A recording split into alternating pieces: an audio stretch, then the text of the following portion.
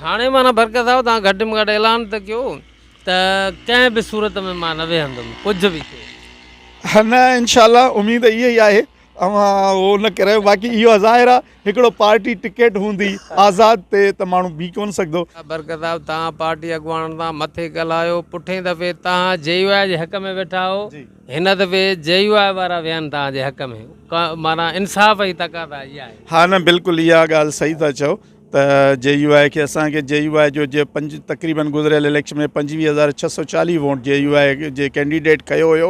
उन में ज़ाहिर आहे हू अकेला जेकॾहिं JUI इहा दावा करे त 25,640 वोट उन्हनि जो पंहिंजो प्योरली वोट आहे त हीअं कोन्हे। उन में असांजो फंक्शनल GDA जो हुरजमात जो वोट आहे। ॿियो तव्हांखे इहो बि बेनिफिट मिलंदो न, तव्हांखे जॾहिं वोट बैंक माना हिकिड़ो क्लियर थींदो डिक्लेयर थींदो त हितां जा वॾेरा भोतार बि पोइ तव्हांखे लिफ्ट कराईंदा घटि में घटि दफ़ा बरकत साहब जो पंहिंजो पेपर वोट हे आहे। हाणे त उहो बि ईअं चवंदा हुआ बरकत साहब आहे वीचारो ग़रीब मोलाई माण्हू, हुनखे केरु कुझु लेखींदो हरू भरू वञी असां बि पंहिंजो पाण खे ॾिठो कयूं हुनजो कहिड़ो वोट आहे, कुल असांजा ई वोट आहिनि।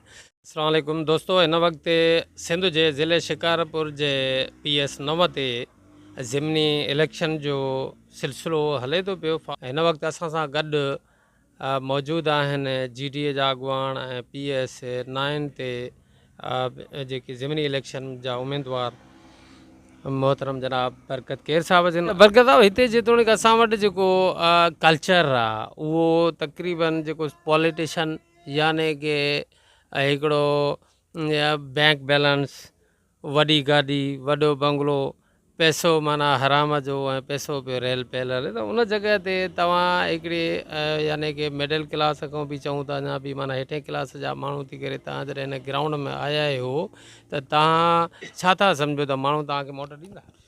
सर बिल्कुलु इहा ॻाल्हि हक़ीक़त आहे त अॼुकल्ह सियासत त पैसे सां आहे, ख़रीदो फ़रोख़्त आहे। तव्हां पाण ॾिसो था हेठे तबिके खां वठी मथे लेवल ताईं, सरदारी लेवल ताईं, वॾेरकी लेवल ताईं ख़रीद फ़रोख़्त आहे। पोइ हर कंहिंजो हिकिड़ो पंहिंजो मुल्ह आहे, केरु केतिरे में ख़रीद थो थिए, केरु केतिरे में, पर पोइ ज़ाहिर आहे हिकिड़ो मैदान ख़ाली त न आहे छॾिणो। इहा ॻाल्हि हक़ीक़त आहे त असां न की सरदार आहियूं, न की असां को जागीरदार आहियूं, हिकिड़ो आम वर्कर आहियूं। इहा बि असांखे पंहिंजे मुर्शिदनि जी महिरबानी आहे जो हिकिड़े आम वर्कर खे टिकेट ॾियनि था ऐं उन्हनि खे बि मैदान में आणनि था। इहा उन्हनि जी महिरबानी आहे ऐं इहो थियणु खपे त हिकिड़ो वर्कर मथे अचे। कम से कम इहो त आहे त इन्हनि सरदारनि, इन्हनि वॾेरनि, इन्हनि सियासतदान जिन वटि खरबे डॉलर हराम जा पैसा पिया आहिनि, ज़मीनदारी आहे, उन्हनि जे साम्हूं हिकिड़ो वर्कर बीहे थो। इहा बि हिकिड़ी तव्हां जेतोणीकि हिकिड़ो बिलोंग कयो था फंक्शनल लीग सां, त functional league ji in future में बि कॾहिं को कैंडिडेट न आहे त हिकिड़ो आइडियो त थिए त तव्हांजो ज़िले में वोट बैंक आहे घणो, हिकिड़ो काउंटिंग त थिए हिकु दफ़ो बि, त तव्हां हिकु दफ़ो त अहिड़ो फ़ैसिलो कयो त सभिनी तकनि ते माण्हू त बीहारियो। सर बिल्कुलु इहा हक़ीक़त आहे। असां जेको हिकिड़ो वोट बैंक असां जेका मेंबरशिप कई आहे या जेका असांजी हिकिड़ी कैलकुलेशन थी आहे पंहिंजी हुरजमात जी, तक़रीबन तालके गड़ियासीन में 8 खां 10 हज़ार वोट आहे असांजो। पर उहो इहा सही ॻाल्हि आहे त असांजो जेसि ताईं कंहिं फंक्शनल जो या GDA जो प्योरली कैंडिडेट न बीहंदो तेसि ताईं असांजो काउंट न थींदो त असांजो वोट आहे केतिरो। बरकत साहब GDA बि न, छो त GDA बि त हिकिड़ो ॿ 3 पार्टियुनि जो इताद आहे न, इहो कॾहिं बि टुटी सघे थो। प्योर पार्टी जो जंहिंसां तव्हां बिलोंग कयो था उनजे वोट बैंक जी कीअं ख़बर?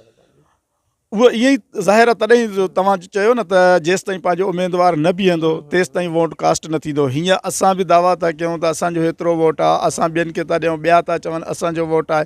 हीअं असांजो वोट कॾहिं बि माना ज़ाहिर न थींदो जेसि ताईं असांजो कैंडिडेट हिते न बीहंदो। बरकत साहब तव्हां ज़िले सदर बि आहियो न फंक्शनल जा? जी मां ज़िले जो जनरल सेक्रेटरी आहियां ऐं हिन वक़्तु प्रेसिडेंट कोई कोन्हे, उनजी जॻह ते प्रेसिडेंट जा बि अख़्तियार मूंखे ई आहिनि। ईंदड़ माना जेको आहे पार्लियामानी जॾहिं इलेक्शन अचे त उन में तव्हां मथे ॻाल्हायो, ज़िले जा अॻुवान आहियो, त उन्हनि खे चओ त हिकु टाइम असांखे माना अहिड़ो मौक़ो जो हुकुम ॾिनो वञे, कंहिंसां बार्गेनिंग न कयो त असां थोरो पाण खे टेस्ट कयूं।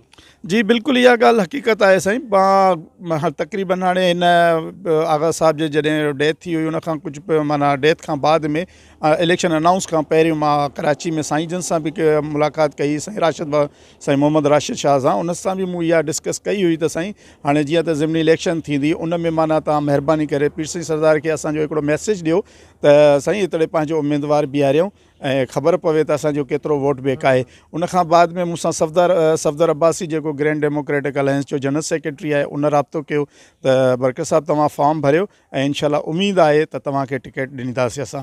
सो हाणे बि बरकत साहिबु तव्हां GDA जे प्लेटफॉर्म ते फॉर्म भरियो आहे त GDA जे तव्हां जॾहिं प्लेटफॉर्म ते फॉर्म भरियो आहे त इहो JUI वारा बि GDA जो पार्ट आहिनि पार्ट केतिरे क़दुरु आहिनि उहा मूंखे ॼाण कोन्हे, पर इहे अॻिले दफ़े तव्हां उन्हनि जे हक़ में वेठा हो त हाणे बि त इहे तव्हांखे चवंदा हुआ अॻे बि वेठा हो हाणे बि सर बिल्कुलु JUI GDA में न आहिनि, GDA जो हिसो न आहिनि, बहरहाल GDA सां हिकिड़ी पार्टी JUI अलायंस में शामिलु आहे।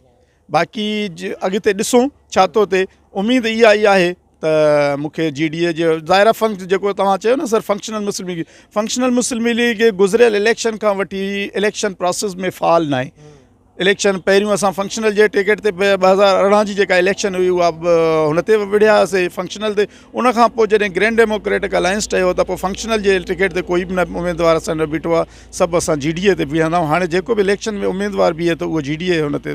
हाणे माना बरकत साहिबु तव्हां घटि में घटि ऐलान त कयो त कंहिं बि सूरत में मां न वेहंदुमि कुझु बि थियो न इनशाला उमेदु इहा ई आहे। उहो न करे बाक़ी इहो ज़ाहिर आहे हिकिड़ो पार्टी टिकट हूंदी आज़ाद ते त माण्हू बीह कोन सघंदो। ॿियो तव्हांखे इहो बि बेनिफिट मिलंदो न, तव्हांखे जॾहिं वोट बैंक माना हिकिड़ो क्लियर थींदो डिक्लेयर थींदो त हितां जा वॾेरा भोतार बि पोइ तव्हांखे लिफ्ट कराईंदा घटि में घटि दफ़ा बरकत साहिब जो पंहिंजो पेपर वोट हे आहे। हाणे त उहो बि ईअं चवंदा हुआ बरकत साहिबु आहे वीचारो ग़रीब मोलाई माण्हू हुनखे केरु कुझु लेखींदो हरू भरू वञी असां बि पंहिंजो पाण खे ॾिठो कयूं हुनजो कहिड़ो वोट आहे कुल असांजा ई वोट आहिनि। त इन करे असां चऊं था त तव्हां बीहो हाणे ऐलान कयो त मां हर सूरत में बीहंदुमि। हाणे इनशाला पंहिंजी पूरी कोशिशि आहे ऐं बार बार मुंहिंजी मथे ते रिक्वेस्ट बि आहे ऐं तव्हां जे हिन मैसेज जे थ्रू बि मां मथे पंहिंजो GDA क़यादत खे रिक्वेस्ट कयां थो त हिन दफ़े इहा ज़िमनी इलेक्शन आहे, ही कोई एॾो हो न आहे। हिन में ज़ाहिरा हिकिड़ो पाण बि ॾिसो था हर माण्हू सम्झे थो त पीपुल्स पार्टी गवर्नमेंट में इन गवर्नमेंट आहे ऐं उन्हनि जी सरकारी मशीनरी सीट त ज़ाहिरा पीपुल्स पार्टी विनिंग में ई पोज़ीशन में वेंदा, पर असां हिकिड़ो चऊं था त जीअं असांखे टिकट मिले असांजो हिकिड़ो वोट बि ख़बर पए ऐं अॻिते हिकिड़ो असांजो वे बि हिकिड़ो रस्तो बि ठहे। बिल्कुलु ऐं उन सां गॾोगॾु मां बरकत साहिबु तव्हांखे एडवाइज़ या मां तव्हांजो ॼण त पार्टीअ जो वर्कर थी वियुमि मां सहाफ़ी न, बल्कि तव्हां सां मुंहिंजी हमदर्दी ऐं मोहबत प्यार आहे। बरकत साहिबु तव्हां पार्टी अॻुवान सां मथे ॻाल्हायो, पुठे दफ़े तव्हां JUI जे हक़ में वेठा हो, हिन दफ़े JUI वारा वियनि तव्हांजे हक़ में, माना इंसाफ़ जी तक़ाज़ा इहा आहे। हा न बिल्कुलु इहा ॻाल्हि सही था चओ त JUI खे असांखे JUI जो जे तक़रीबन गुज़िरियल इलेक्शन में 25,640 वोट JUI जे कैंडिडेट कयो हुयो। उन में ज़ाहिरा हू अकेला हुजे करे JUI इहा दावा करे त 25,640 वोट उन्हनि जो पंहिंजो प्योरली वोट आहे, त हीअं कोन्हे। उन में असांजो फंक्शनल GDA जो हुरजमात जो वोट आहे, GDA जो वोट आहे, PTI जो वोट हुननि खे कॉस्ट थियो ऐं तमामु माण्हुनि जो हुनखे ॿियनि पार्टीज़ जो हुननि खे वोट छो त ज़ाहिरा ॿियूं पार्टियूं हुयूं कोन। इन जे करे हिन दफ़े असां इहा ई JUI जी क़यादत खे बि रिक्वेस्ट कयूं था ऐं ज़िले जी क़यादत खे बि उन्हनि जेके इहा दरख़्वास्त कंदासीं त साईं गुज़िरियल इलेक्शन में असां क़ुर्बानी ॾिनी आहे, हिन दफ़े असां सां अवां क़ुर्बानी ॾियो। असां सां जीअं असां गुज़िरियल इलेक्शन में कुलो कुले में मिलाए तव्हां सां बीठा हुयासीं, हिन इलेक्शन में असां सां कुलो कुलाए में मिलाए बीहो त जीअं अॻिते असांजा हिकिड़ा वास्ता असांजा इतिहाद असांजा अलायंस बरक़रार रहनि। वॾी महिरबानी बरकत साहिबु तव्हां